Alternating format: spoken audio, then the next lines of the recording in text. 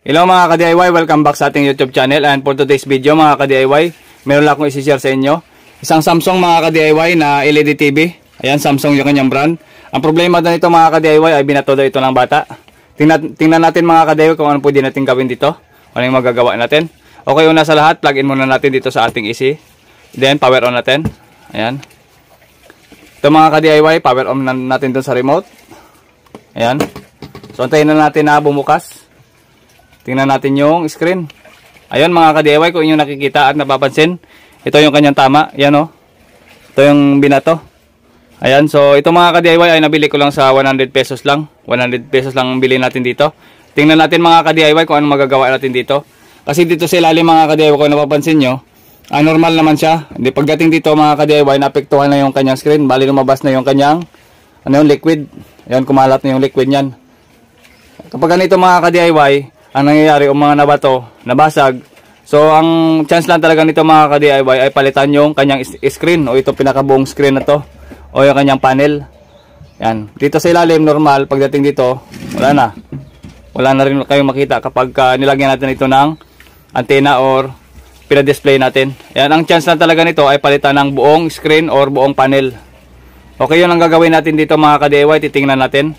Yung mga ganito mga ka-DIY, kapag may pamalit tayo, masarap gawin yung mga ganito, magpalit ng mga panel. Okay mga ka-DIY, una sa lahat, power off muna natin at kalasin natin yung likod nito mga ka-DIY para mapalitan natin ng panibagong panel o panibagong screen. Tara, ituturo ko sa inyo mga ka-DIY kung paano magpalit ng panel or pinaka-screen nito. Tara, umpisahan natin. Okay mga ka-DIY, yung kanyang model number ay UA32H4100AR. Ibig sabihin mga ka-DIY, ito ay isang 32 inches. Okay, magtanggal muna tayo, mag-remove muna tayo ng mga screw dito sa kanyang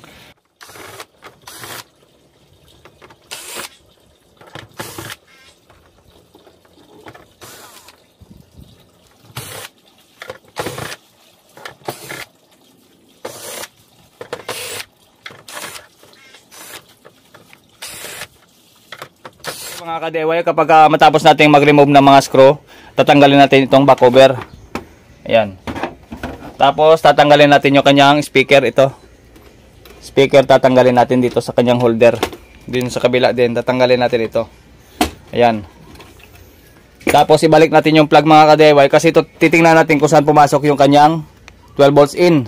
Dahil importante yun mga ka-DIY kapag magpapalit tayo ng panel. Mamaya malalaman yung mga ka-DIY yung mga gagamitin natin para makapagpalit tayo ng panel. Okay mga ka-DIY, mag-remove muna tayo ng cover dito. Tatanggalin natin yung mga cover dito sa itaas, tabi lang muna natin yon. At titingnan natin yung panel mga ka-DIY. Ang ginamit sa kanyang panel mga ka-DIY ay ganito, single lang. Ayan, single lang yung ginamit sa kanya. Okay mga ka-DIY, kung napapansin nyo, dito tayo tutok sa may pinaka-top nya. Okay. Ito yung kanyang fuse mga ka-DIY. Ayan o, kung nakikita nyo. Ito yung kanyang fuse. Tapos, ito naman yung tatawag na BCC in natin, yun o, in. Ay, at saka in. Ibig sabihin yan yung input na nanggaling doon sa ating mainboard. Yun, nanggaling doon sa ating pinaka mainboard. Doon mga ka-DIY dito, nanggaling sa ating mainboard yung voltahe na pumunta dito sa ating fuse. Ibig sabihin lang mga ka-DIY dito, kung susundan talaga natin, yan yung nag-in na voltahe, ano, in. Ito, yung fuse nya. Ito yung ano ng fuse, yung kanyang specs ng fuse. Yan, ito yon yung fuse na yan. Ibig sabihin lang mga ka-DIY, dito nanggaling yung kanyang BCC in na 12 volts. I-tester muna natin mga ka-DIY kasi mayroong mga klase ng top board na yung kanyang BCC in ay nasa dito, bandang kanan. Yan, yung iba naman ay kaliwa. Ito sa kaliwa ito. Ayan. Kung nakikita nyo, ito yung kanyang in, ibig sabihin nasa kaliwa. Yung iba naman, gaya ng mga LG, ay nasa kanan. Dito na part yung kanyang BCC in. Kapag nakabaliktad naman yung ating TV at yung screen ang nasa itaas, ibig sabihin ito naman yung nasa kaliwa. Dahil ang pagtingin nito mga ka-DIY ay kung saan nakalagay yung kanyang fuse ay nandun ang kanyang positive. Okay, tester muna natin. I-plug in muna natin mga ka-DIY. Titingnan natin. Okay mga ka-DIY, ito na. Nilagay ko na dito yung kanyang plug at i-power on na lang natin. Ayan, power on natin. Tapos punta tayo dito sa ating DC. Ayan, sa ating tester, sa DC lang tayo. Ayan, DC. Tapos, yung negative probe ng ating tester ay ilalagay natin sa chassis ng ating TV at magsukat tayo dito. Yung kanina, yung sabi ko sa may fuse. Okay? Kasi kapag may fuse yan mga ka-DIY, ibig sabihin dyan yung input nyan. Nanggaling doon sa mainboard, pumunta dito sa ating fuse. At pumasok dito. Ayan. Ito yan mga ka-DIY. Tingnan nyo. In. Ayan. Kahit dito sa fuse na kayo mag-tester. Ayan o. 12. Kahit dito sa kanyang test point, itong bilog na maliit. Ayan. O, nandyan na rin yan. Ibig sabihin mga ka-DIY, ito yung kanyang test point para sa 12 o. Ayan, dikit na lang natin. Ayan, 12. Ayan, ibig sabihin mga ka-DIY, bandang kaliwa yung kanyang input. Kasi may mga design ng panel na bandang kaliwa, kanan naman yung kanyang input. Yung mga kasama na kasi nito mga ka-DIY ay mga signal na. Ngayon mga clocking signal natin dito. Dito naman yung ating BCC in o yung ating supply na 12. O minsan naman mga ka-DIY sa mga LG, nandito naman yung kanyang BCC in.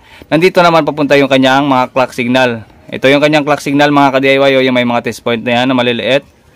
Okay, zoom natin. Ito. Ayan, yung kanyang mga clock signal. Ito naman yung kanyang BCC, yung may ito. Ayan, ito. Tatawid sa fuse at mapupunta sa ating DC to DC. Okay mga ka-DIY, ibig sabihin bandang kaliwa ang kanyang BCC in. Lalagyan natin ng tanda para sa pagpalit ng panel. Okay? Power off muna natin at maglagay tayo ng tanda. Okay, ito mga ka-DIY, kumuha ko ng kapirasong tape. Ayan. Lagyan ko ng tape, tapos dito banda yung ating BCC in, yung 12. Ito yung ating 12 volts. Okay, kasi sa amin, sa iba, nandito yung 12 volts sa bandang kanan. Okay, para pagkabit natin ng panel mamaya ay tamang-tama yung ating pagkalagay. Okay? Tara, tatanggalin muna natin ito. Yan, tatanggalin natin ito. Tapos, tatanggalin natin yung frame nito sa itaas. Ito yung pinaka-frame natin. Tatanggalin natin dahil okay, tanggalin muna natin ito. Tabi lang muna natin yan. Tapos baliktarin na lang natin. Ito. Yan. Okay. Tapos kuha tayo ng screwdriver mga ka-DIY. Yung flat screwdriver na lang pantanggal natin dito. Pwede rin naman yung mga plastic.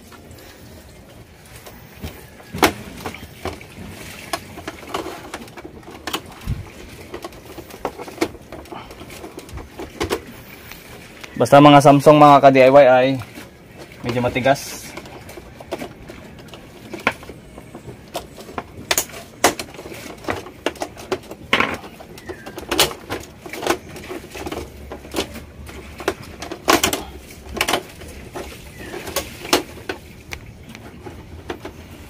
Okay, tabi na natin ito. Okay. Ito, tatanggalin na natin.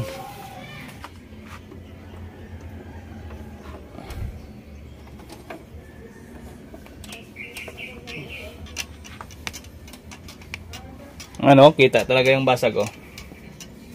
Okay, tabi na natin ito mga ka-DIY. Magkuha tayo ng panibagong panel. So ito mga ka-DIY, meron akong pampalit. Bali may dalawa pa akong available na panel.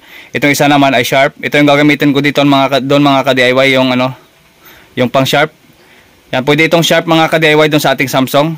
Kasi mostly ginagamit din naman yan ng mga Samsung. Ito mga ka-DIY, meron pa tayo natira dito para i-repair. Saka na lang yan kapag may time na tayo. Ito mga ka-DIY, bubunutin natin ito at saka ilalagay natin doon sa nasira nating panel. Ito, pang reserve ko pa, isa pa. Okay, lapag lang natin dito. Ayan.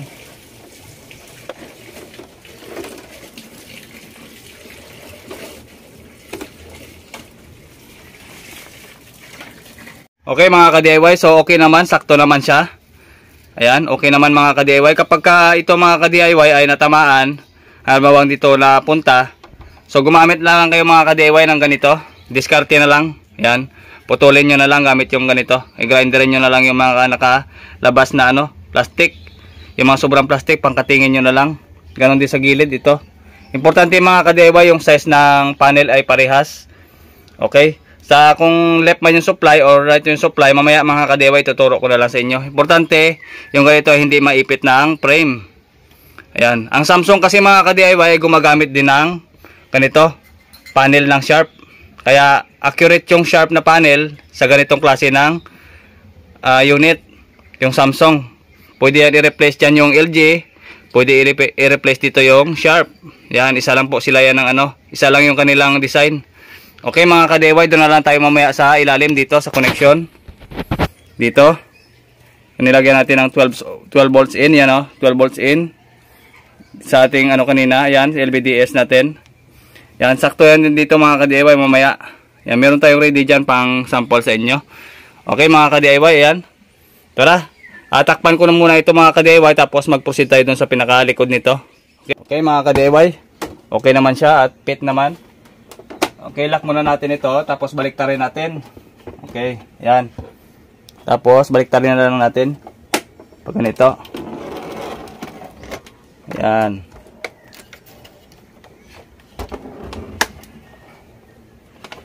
Yan mga ka-DIY. Ito lang.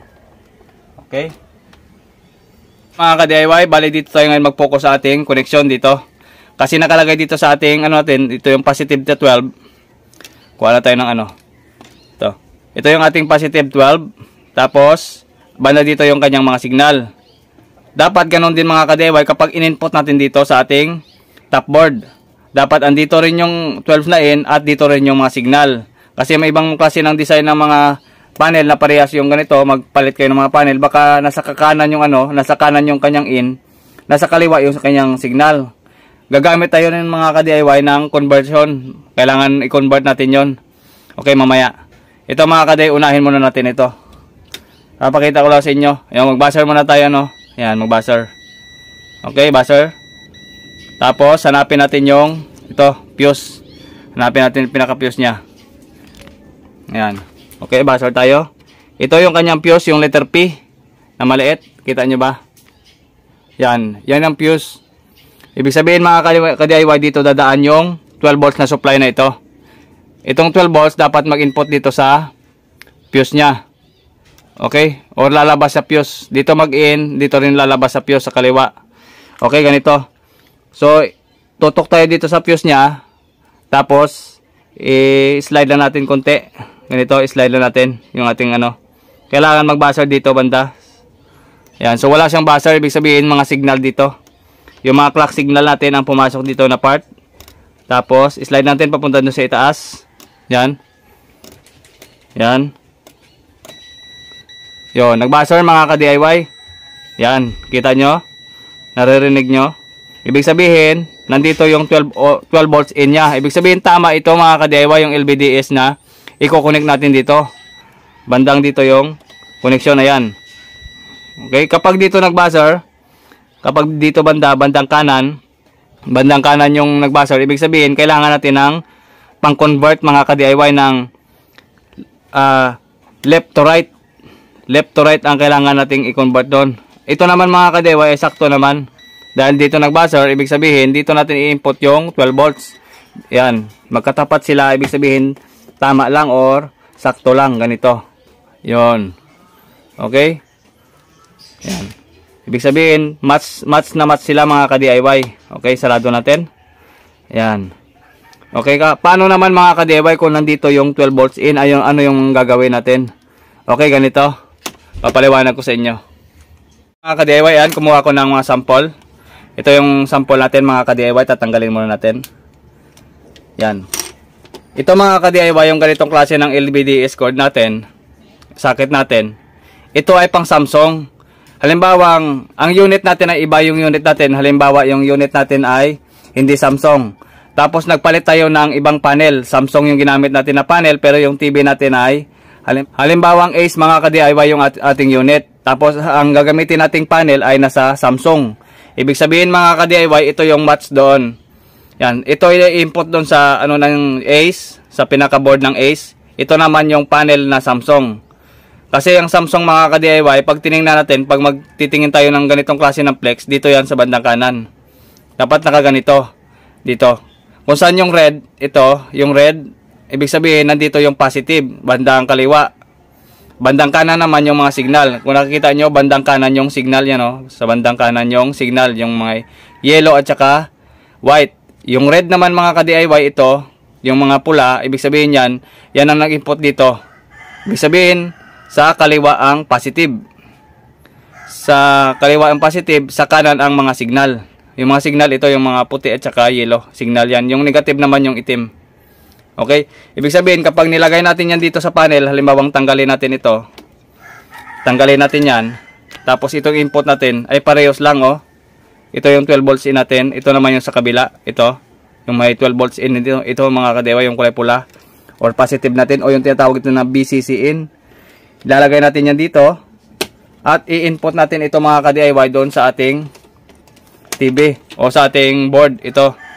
Yan. Ito yung match sa kanila. Tanggalin muna natin ito. Yan. Yan. Ito yung i-input natin doon sa ibang unit. Halimbawang Ace. I-input natin ito. Palitan natin. Ang ginamit natin na panel ay Samsung. Dahil nagpalit tayo. Ito yung kailangan nyo na ilalagay. Okay? Halimbawang hindi naman ito mga ka-DIY. Halimbawang iba pang unit, no? Halimbawa ito. Ito mga ka-DIY ay pang convert ng left to right o right to left. Yung BCCE natin, ito mga ka-DIY. Halimbawa ito. Tanggalin muna natin. Ito. Tanggalin muna natin to. Halimbawang yan. BCC in, ibig sabihin ng BCC in, dyan yung input ng 12 volts. O yung, ito natin, yung 12. Yan, tama yan. Ganito. Tama yan. Nakaganito. Lalagay muna natin. Okay. Medyo kunat, no? Yan. 12 volts in o BCC in. Ito. BCC in. Wala tayo ng pangturo. Ito mga ka-DIY. BCC in, ibig sabihin yan ng 12 volts. Yung mga kasama niyan mga ka-DIY ay mga clock signal na. Yung mga signal natin papasok, ito. Ang LG kasi ay gumagamit ng BCC in ng kanan. Kita nyo, BCC out, ito out. Ibig sabihin, papasok na ito sa kanan na signal.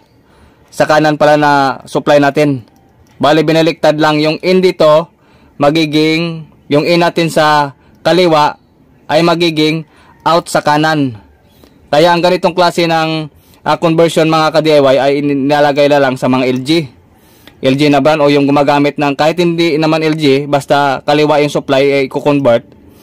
Halimbawa magpapalit tayo ng panel, ganito panel, kailangan natin ito mga ka-DIY na bumili ng ganito para ma-convert lang natin, para mapagana natin yung unit. Ito, gagawin niya ang supply ang nagmula sa kaliwa papuntang kanan. At yung mga signal naman mga ka-DIY na dito, ililipat niya naman dito sa kabila. O yan o, mga signal yan. Yan, signal yan o. Yan. Ito yung BCC in, BCC out. Dapat ang BCC in, BCC out yan dito. Dapat. Pero hindi, dahil nga, pang-convert ka ang ganitong klase ng board. Okay? So, mabibili nyo naman ito mga ka-DIY sa, sa online. Yan o. Okay? O, kung kita nyo, marami siyang pang-convert mga ka-DIY. Ito naman. Dito tayo sa kabila. Dito. Ang bawang ito. Ito. Ano ito? Yung pagtingin nito mga ka-DIY, nakaganito ha. Hindi ito, nakaganito pala yung pagtingin na yan. Dapat dito yung mga ngipin. Ibig sabihin mga ka-DIY, ito ay pangkanan. Pangkanan. Kasi nandito yung mga ngipin niya, ibig sabihin, hindi pa ganun ha. Nakaganon. Dapat dito yung mga ngipin. Ibig sabihin, ito ay pangkanan. Yung ito namang isa, yung sa Samsung, pangkaliwa naman. Kung mapapansin nyo yan, yung mga ngipin nila. Nasa kaliwa yung isa, nasa kanan naman yung isa. Yan yung mga pang-convert natin mga ka-DIY kapag mag-service tayo, ay pag magpapalit tayo ng mga panel, yan, nagdadala talaga kami ng ganito. Yan, ito pa yung isa. Yun, halos parehas lang. Okay, ganun lang gagawin nyo mga ka-DIY. Okay? So, meron pa yan mga ka-DIY. Ito kasi mahabang topic kung uubusin natin yung oras. Pwede pa tayo mag-input yan mga ka-DIY oh. Kasi yung iba, naglalagay ng mga screen. Minsan da mga puti. Puti lang, walang lumalabas na tao. Kasi nga mali yung pagkalagay. Pwede tayo maglagay dito. Yan oh, nakasulat naman oh. Nakasulat naman yan oh. Ayan. Yung positive natin at saka negative. Positive, negative. Positive, negative. Ibig sabihin lang mga ka-DIY, ito yon. Yan. Pagka may mga repair tayo na conversation, mga pag-convert, Ituturo ko lang sa inyo. Yung pinaka main natin na negative yung itim. Tapos yung main natin na positive yung pula. Yung blue naman mga ka-DIY at saka puti, yan ang negative at positive dito. Dito mga ka-DIY yan. Kita ba? Yan. Negative, positive. Negative, positive. Ibig sabihin mga ka-DIY, pwede natin i-cut ito at dyan natin in-input. Saka na yan mga ka-DIY, itatopic natin kapag meron tayong convert patungkol sa mga LVDS na yan. Okay? Mga ka-DIY, tapos ko na siyang nailagay dito. Yan, nilagay natin dito. Tapos testing na natin mga ka-DIY, tingnan natin kung anong maging resulta. Okay, power on tayo mga ka-DIY, power on natin. Okay? Then, tingnan natin yung ating dito. Tingnan natin kung anong resulta sa ginawa natin. Ayan. So, tayo lang konti. Ayan. Power on na lang natin para sa remote. Ito. Power on. Ayan, antayin natin mga ka-DIY. Ayan. Power on na siya. Tingnan natin yung screen. Ayan. Kung napapansin nyo mga ka-DIY, ayan, baliktad. Kasi yung pangalan niya, ayan o, yung pangalan niya, andito, sa power natin, baliktad, yan o. Ito yung ating power, ayan, baliktad yung kanyang pangalan, dapat ito nakaganon. Okay, nakabaliktad dapat yung pangalan. Tapos yung kulay niya mga ka-DIY, violet at saka itim. Parang pangit tingnan, solarize ang tawag dito, solarize. So pangit yung kanyang picture, yan ang babaguhin natin. Tingnan natin mga ka-DIY, lalagyan natin ng antina. Ito natin lagyan ng antina sa likod. Ito. Ito mga ka-DIY, lagyan natin ng antina. Dito. Tingnan natin. Kung nakikita nyo mga ka-DIY, nilagyan natin ng antina, pangit yung kanyang picture. Ang labo at saka hindi maintindihan. Okay mga ka-DIY, ganito lang yan. Okay? Lapag muna natin. Takpan na lang natin to at saka i-settings natin mga ka-DIY. Tara! Mga ka-DIY, tinakpan ko na siya. Tapos ganito lang mga ka-DIY, nakabaliktad pa yan. Okay, nakabaliktad muna. Ganito. So yan mga ka-DIY, kung napapansin nyo, ang pangalan niya ay baliktad doon sa itaas. Yan, baliktad yung pangalang Samsung. Dahil baliktad pa yung magiging resulta niyan mga ka-DIY. Yan o. Yan, kung napapansin nyo, Samsung ay baliktad. Okay. So kung papansinin nyo mga ka-DIY, yan, power on muna natin. Ito. Yan, pinapower on natin, tapos power on natin sa remote, doon. Power on natin sa remote, then, antayin muna natin yung resulta. Ayan. Ibig sabihin tumunog na, bumukas na yan. Okay, antayin na lang natin. Ayan. Kung napapansin nyo mga ka-DIY, solarize, o pangit yung kanyang picture. Kahit ilipat natin sa channel, ayan, channel, pangit yung kanyang picture. Ayan, ang diskarte mga ka-DIY, sa settings lang yan. Ganito. Okay, ang gagawin natin, power off muna natin. Ito, power off. Pag pinower off natin yan, at saka pinower on, ganito yung gagawin natin. Pipindutin natin tong info, menu, mute, at saka power. Ayan, kombinasyon yan mga ka-DIY. Para ilalabas niya yung pinakaano nito mga ka-DIY, yung service mode ng Samsung. Okay, gagawin natin ngayon. On the spot, gagawin natin. Info, menu, mute, power. Yon. Antayin natin pag kumurap yung pag nag-blink yung ano niya, yung indicator, ibig sabihin nagbukas na, yun na, nabukas na siya. Antayin natin yung service mode niya, lalabas yan. Maya-maya lang. Lalabas yan. Yun. Kung napapansin nyo, lumabas na yung service mode ng Samsung. Ang gagawin natin mga ka-DIY, pupunta tayo dito sa, kasi baliktad ito, at saka solarize, ang gagawin natin, punta dito sa option. Click lang natin yung, ito sa gitna. Hindi ito remote ng Samsung, bali ito ay copy lang ng Samsung na remote. Pwede rin yung original. Ito enter natin sa gitna. Dito sa option, ito option nyo, option. Okay, enter natin. Punta tayo sa, ayan, punta tayo dito. Sa MRT option, punta tayo dyan sa MRT option. Gamit tayo dyan ng button pababa. Pababa, pababa. Tapos, i-okay natin. Okay. Punta tayo dito, baguhin natin yung pangalang Bisa, gawin nating ibang pangalan. Tapos, itong flip naman, yung sa may baliktaran. Kasi nakabaliktad yung picture niya, babaliktarin natin o pinaka-mirror niya, mirror. Okay, gagawin natin, punta tayo dito sa bisa, click lang natin itong button na ito. Yan, bisa, isa pa, pindot, JEDA, ibig sabihin JEDA, nag-normal na yung picture.